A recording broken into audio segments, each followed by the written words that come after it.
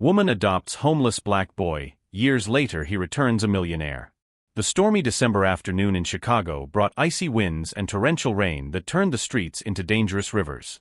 Margaret Williams, a 45-year-old accountant who worked in the financial center, was carefully driving her Honda Civic through the flooded streets when something made her heart stop.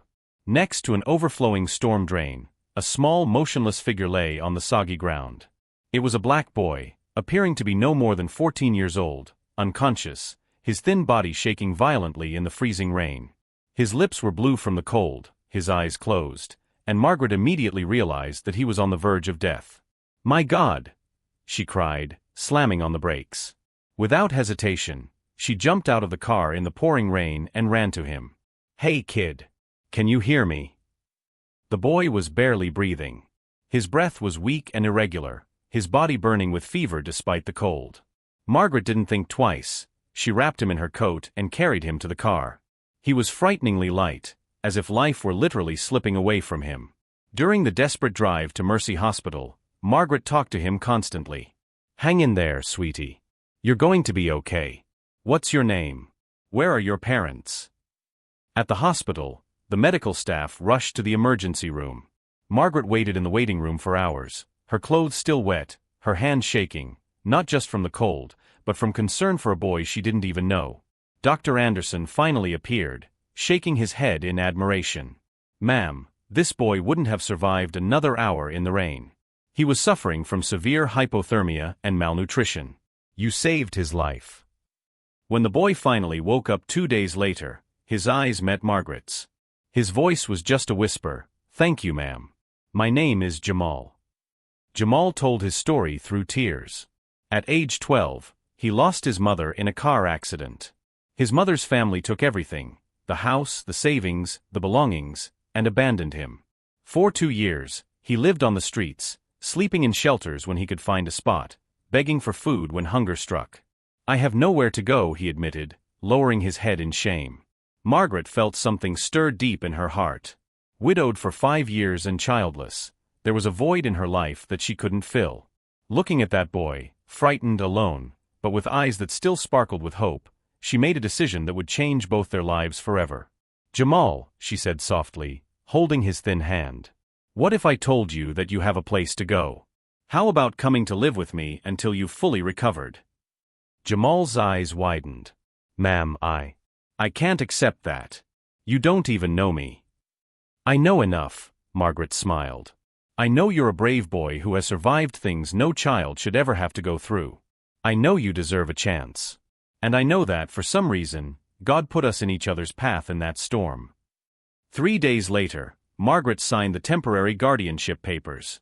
Jamal, still weak but with a shy smile on his face, entered her home in the suburb of Oak Park. It was a simple 2-bedroom house, but to him, it felt like a palace. "This will be your room," Margaret said, opening the door to the guest room she had quickly turned into a teenager's bedroom.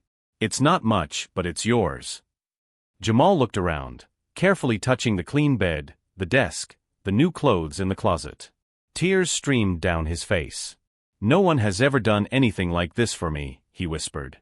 "Well, now someone has," Margaret said, hugging him. "Welcome home, Jamal." That first night, Margaret could hardly sleep. Not out of regret, but out of a mixture of hope and nervousness. Was she really prepared to raise a teenager? Could she give him everything he deserved? Across the hall, Jamal was also awake, staring at the ceiling of his new room. For the first time in 2 years, he was in a warm, clean bed. He was safe. For the first time since his mother's death, he felt something he had forgotten: hope. But neither Margaret nor Jamal knew that their decision to open their hearts and their home would soon be tested in ways they never imagined. The happy days that followed would be followed by challenges that would put their new family to the test and force decisions that would change their lives forever. The first few months at Margaret's house were like a dream for Jamal. She enrolled him in Lincoln High School, bought him new clothes, and for the first time in years, he had regular meals and a safe place to sleep. Margaret discovered that Jamal was incredibly intelligent. Despite his lost years on the streets, he absorbed knowledge like a sponge. "Margaret," Jamal said one night over dinner, using her first name as she had insisted. "Why did you do this for me?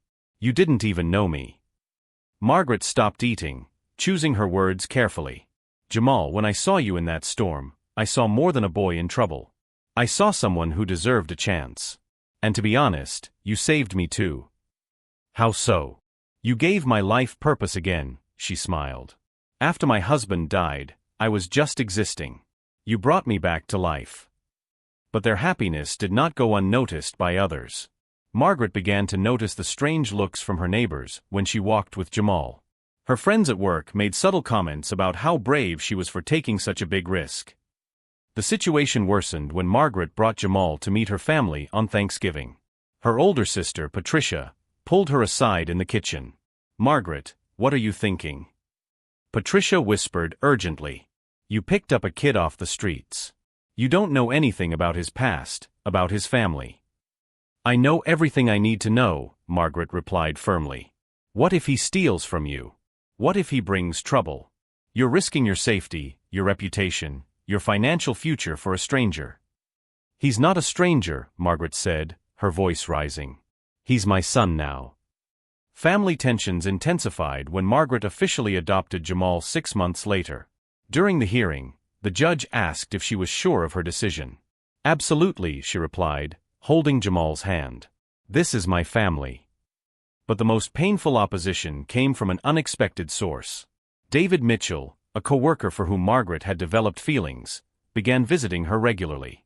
At first, he seemed to accept Jamal, but Margaret soon noticed the tension.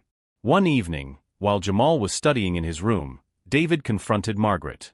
"You have to make a decision," he said bluntly, "between me and that boy." Margaret was shocked. "David, what are you talking about? Jamal is my son." "He's changing you, Margaret. You used to be independent, focused on your career. Now you spend all your money and time on him. And frankly, people are talking." "What people?" "At the office. In the neighborhood. They're questioning your judgment. A middle-aged white woman raising a black teenager from the streets? Don't you see how that looks?" Margaret felt anger rising in her chest. "How does it look?" "It looks like love, David. It looks like a family." "Be realistic," David continued. "You can barely pay your own bills. How are you going to send him to college? And when he starts dating girls, bringing friends over, do you know what kind of element he might attract to your home?" "Get out," Margaret said calmly. "Margaret, be sensible.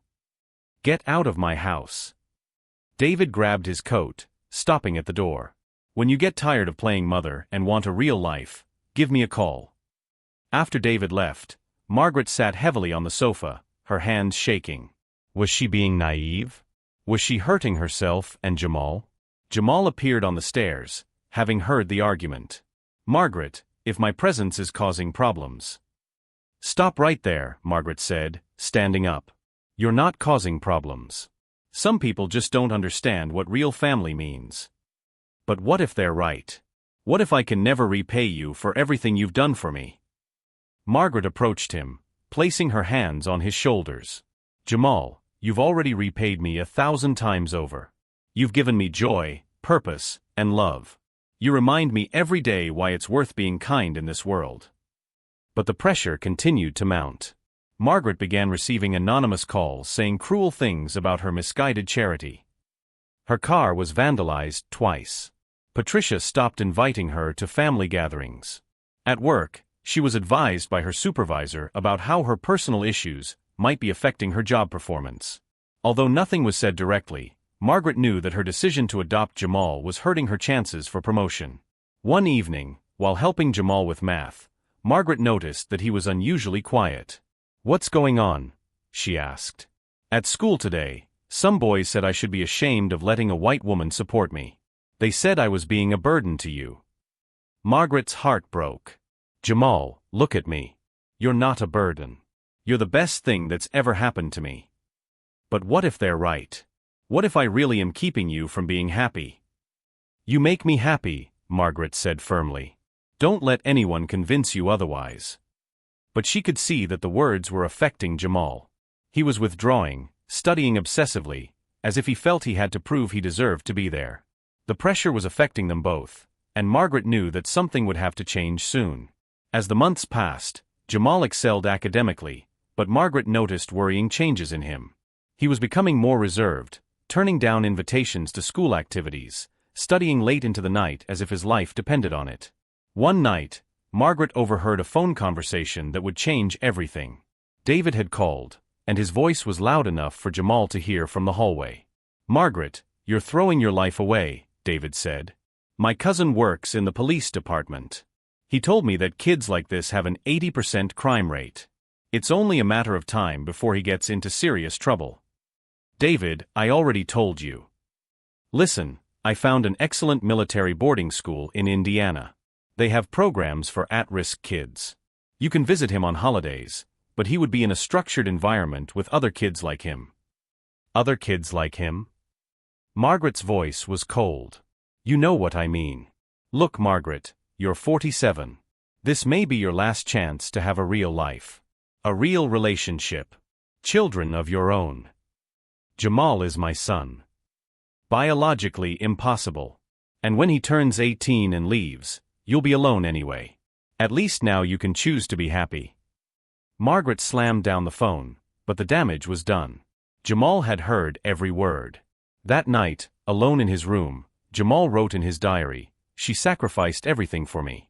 Her family rejected her, she lost promotion opportunities, she lost a relationship. I am a burden. An obstacle to her happiness. How can I continue to be selfish?" The following week, a series of incidents made everything worse. Patricia showed up at Margaret's house, begging her to see reason. "Margaret, Mom and Dad are worried. You don't attend family gatherings anymore. You've spent all your savings on this boy. And now I hear you're thinking of taking out a loan for his college. That's none of your business, Patricia." "Yes, it is. You're my sister. And when you run out of money, who do you think will have to help you? When he leaves and you're alone and broke, who do you think will take care of you?" Jamal, who was washing dishes in the kitchen, heard every word. His decision was made. 3 days later, Margaret found an envelope on her desk. Inside was a letter from Jamal and all the adoption papers. "Dear Margaret, when you found me in that storm, you saved more than my life. You gave me love, dignity, and hope. You showed me that there is goodness in this world. But I can no longer bear to know that my presence is destroying your life. I've heard the conversations. I see how your family treats you now. I see the bills piling up and your financial worries. You deserve to be happy. You deserve a family that accepts you, a man who loves you, and a future without the worries I've brought. Don't try to find me.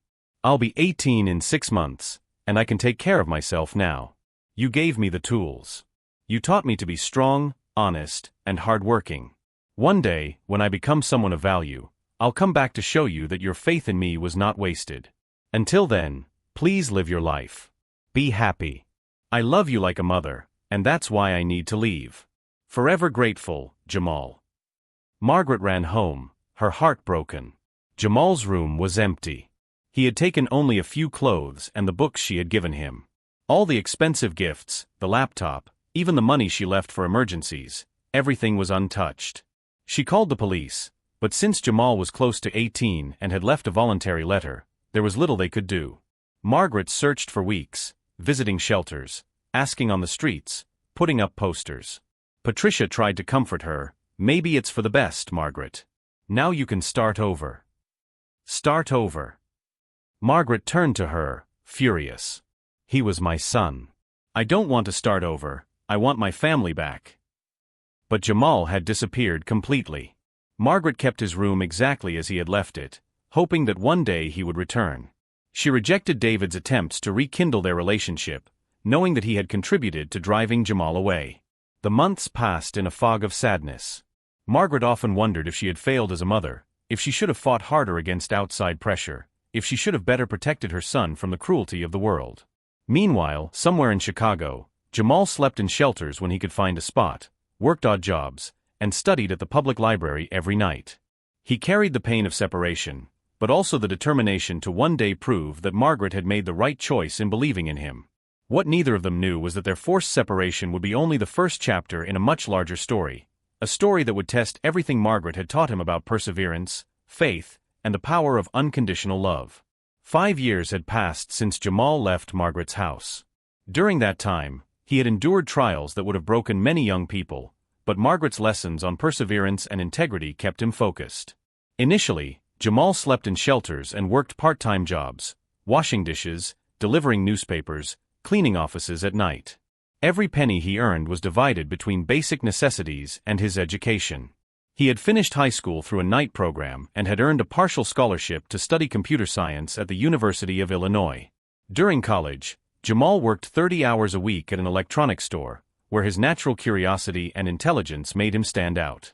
The store owner, Mr. Rodriguez, noticed that Jamal had an exceptional talent for solving complex technical problems. "Jamal," Mr. Rodriguez said one day, "have you ever thought about creating your own solutions instead of just fixing other people's?" That question planted a seed. Jamal began developing simple applications in his spare time, using the computers in the college library.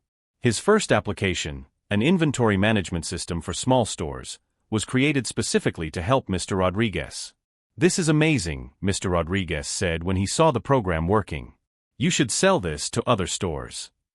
With Mr. Rodriguez's help, Jamal began selling his system to small businesses in Chicago. The money he earned allowed him to buy his own computer and devote more time to development. During his senior year of college, Jamal created a revolutionary app for optimizing delivery routes that caught the attention of a large logistics company. They offered $50,000 for the app and a paid internship. But Jamal had a bigger vision. Instead of selling, he used the company's interest to attract investors and founded his own startup, Urban Logistics Solutions. The first 2 years were brutal. Jamal worked 18 hours a day, slept in the office, and reinvested every penny back into the company. He faced rejection, nearly went bankrupt 3 times, and there were moments when he considered giving up. In those dark moments, he always thought of Margaret. "She never gave up on me," he would whisper to himself. "I can't give up now." The turning point came when a large e-commerce company, struggling with delivery problems, discovered Jamal's system. They offered him a $2 million a year contract to use his technology. Suddenly, Urban Logistics Solutions was one of the fastest-growing startups in Chicago. Investors lined up to get involved. Jamal, now 26, was often called a tech prodigy by the business media. But financial success wasn't enough for Jamal. He had never forgotten his roots or Margaret's lessons about using success to help others. He established a foundation that offered scholarships to at-risk youth and funded technology programs in schools in poor neighborhoods. All the while, Jamal thought constantly about Margaret. He had hired a private investigator to check on her, but kept his distance. The investigator reported that she had moved into a smaller apartment, had been laid off from her job after the company downsized, and seemed to be struggling financially. "Is she in good health?" Jamal asked anxiously. "Physically, yes, but she seems lonely. The neighbors say she rarely goes out, except to work at her new part-time job at the supermarket." Jamal's heart broke. The woman who had sacrificed everything for him was now struggling alone. He wanted to rush to her immediately, but his pride held him back. He wanted to return not as the desperate boy who had left, but as a successful man who could prove that her faith had not been wasted. When Urban Logistics Solutions was valued at $50 million during its third round of funding, Jamal finally felt he was ready. He was now the CEO of a multinational company, had been featured in Forbes 30 Under 30, and had a net worth of over $15 million. But more important than the money was what he had become. Exactly the kind of man Margaret had always said he could be: honest, hardworking, and committed to using his success to lift others up. The investigator had given him Margaret's current address. It was a small apartment in a neighborhood that was falling apart. Jamal hired another investigator to get more details about her current situation. The report shocked him. Margaret was being evicted. Her part-time job at the supermarket didn't cover the rent, and she was 3 months behind. Neighbors reported that the landlord had been cruel to her, yelling about unreliable tenants in front of other people. "When is the eviction?" Jamal asked, his voice tense. "Tomorrow morning. At 10 a.m. Jamal glanced at his watch. It was almost midnight. After 5 years, it was time to go home. On Monday morning, Margaret Williams was kneeling on the floor of her small apartment, packing her few belongings into cardboard boxes. Tears streamed silently down her face as she folded the clothes she hadn't been able to sell. At 52, Margaret looked like she had aged a decade since Jamal left. Her hair had premature gray strands, her shoulders were hunched under the weight of worry, and her hands showed the scars of years of manual labor after losing her office job. The landlord, Mr. Foster, knocked impatiently on the door. 10 minutes, Williams. The moving truck arrives at 10 a.m. sharp. Margaret closed her eyes, trying to gather her strength. After losing her job at the accounting firm 3 years ago, she had struggled to survive on part-time jobs. The supermarket job paid only $8 an hour, barely enough for food, let alone rent. Her former co-workers occasionally saw her at the supermarket and whispered among themselves. Her family had distanced themselves even more after her financial problems. Patricia had said clearly, "I told you that adopting that boy would end badly. Now you're reaping what you sowed." Margaret never regretted adopting Jamal, but the loneliness was overwhelming. She kept a photo of him in her wallet, the only photo they had taken together on the day of the official adoption. Sometimes, on her loneliest nights, she would look at the photo and wonder if he was okay, if he was safe, if he still thought about her. "Jamal," she would whisper to the photo, "I hope you're happy. I hope you found your real family." As she packed the last few items, Margaret heard the sound of powerful engines in the street. She looked out the window and frowned. A fleet of black SUVs had pulled up in front of the building. It was unusual to see such expensive cars in that neighborhood.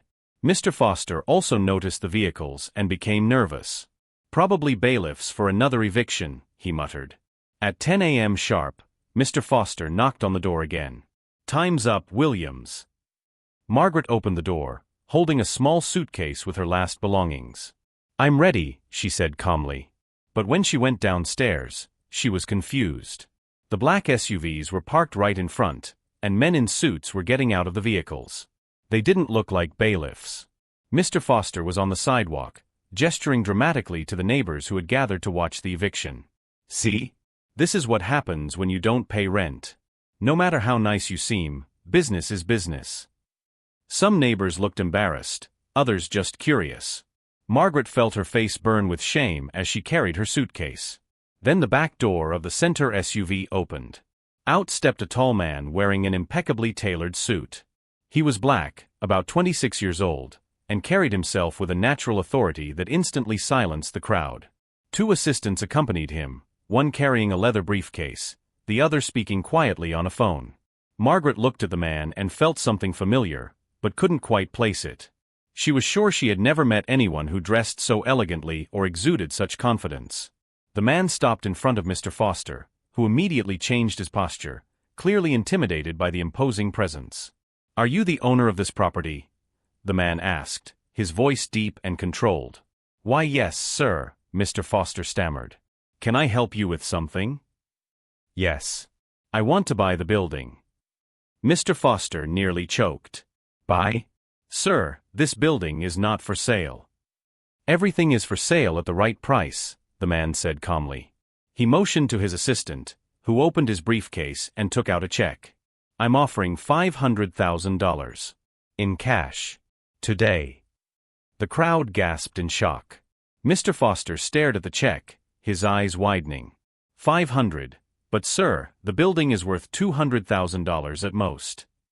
Take it or leave it." Mr. Foster took the check with trembling hands. I'll take it." Then the man turned to Margaret. When their eyes met, Margaret felt her heart stop. There was something in those eyes. Something she recognized. "Jamal," she whispered, her voice almost inaudible. The man smiled, the same shy smile she remembered from years ago. "Hi, Margaret." Margaret dropped her bag and covered her mouth with her hands. "My God. Jamal? Is it really you?" Jamal walked over to her and, in front of the astonished crowd, knelt down on the dirty sidewalk. "Margaret, I'm so sorry I left. I'm sorry I left you to go through this alone." Margaret was shaking, tears streaming down her face. "Jamal, how did you?" "You taught me that with hard work and integrity, anything is possible," Jamal said, still kneeling. "You taught me to never give up. You saved me from so much more than just that storm." Jamal stood up and addressed the silent crowd. "This woman," he said, his voice thick with emotion, "sacrificed everything to save a street kid she didn't even know. When everyone told her she was making a mistake, she chose love. When her own family rejected her, she chose to keep me. She is the reason I am the man I am today. Mr. Foster, still holding the check, was pale. Sir, I didn't know, if I had known. Now you know, Jamal said firmly. He turned to Margaret and held her hands gently. Margaret, I'm the CEO of Urban Logistics Solutions. Our company is worth over $50 million. I have a house in Lincoln Park, cars, more money than I ever dreamed of. But you know what I've discovered? Margaret shook her head, still in shock. I found out that none of that matters if you don't have family. And you are my family, Margaret. You are my mother. Margaret's tears were flowing freely now. Jamal, I thought you wouldn't come back. I thought you hated me for not fighting harder against the people who separated us. Hate me? Jamal smiled through his own tears. Margaret, you saved me. Not just in that storm, but every day we lived together. You taught me values, gave me an education, showed me what it means to love unconditionally. I left because I thought I was ruining your life. But now I realize that our separation ruined both of our lives. Jamal signaled to his assistants. Starting today, you won't have to worry about money, housing, anything. I bought a beautiful house in Oak Park, near our old house. I want you to live there. I want to take care of you like you took care of me. Jamal, I can't accept.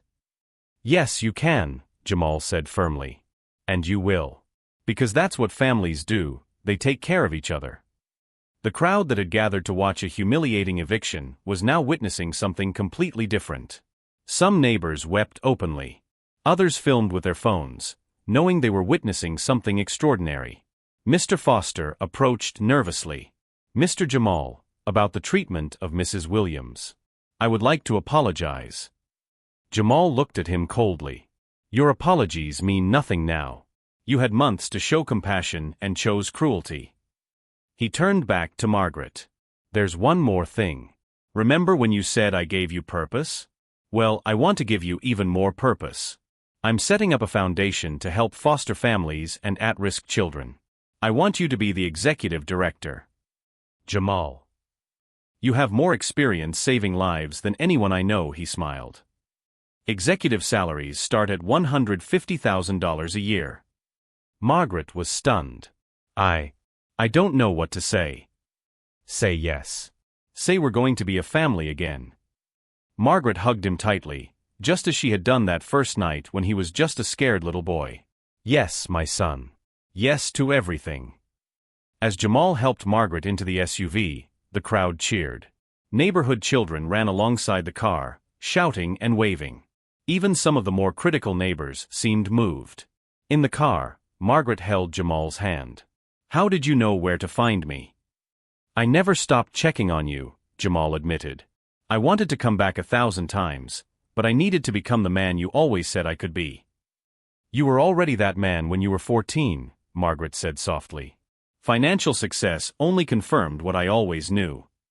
Months later, during the inauguration of the Margaret Williams Foundation for Adoptive Families, Jamal took the stage to speak.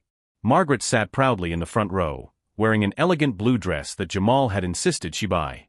People ask me how I achieved success, Jamal told the packed auditorium. The answer is simple. A courageous woman taught me that family isn't about blood, it's about love, sacrifice, and never giving up on each other. She taught me that kindness always comes back, even when it seems like the world is against you. He looked directly at Margaret. Margaret Williams didn't just give me a house, she gave me a home. She didn't just feed me, she nourished my soul. And now together, we're going to do the same for other families. The auditorium rose to its feet in applause. Margaret wept with pride, knowing that the boy she had found dying in the storm had become exactly what she always knew he would be, not just a successful man, but a good man. And so the story that began with a storm ended with hope, proving that sometimes the greatest risks lead to the greatest rewards, and that true love always finds its way back home.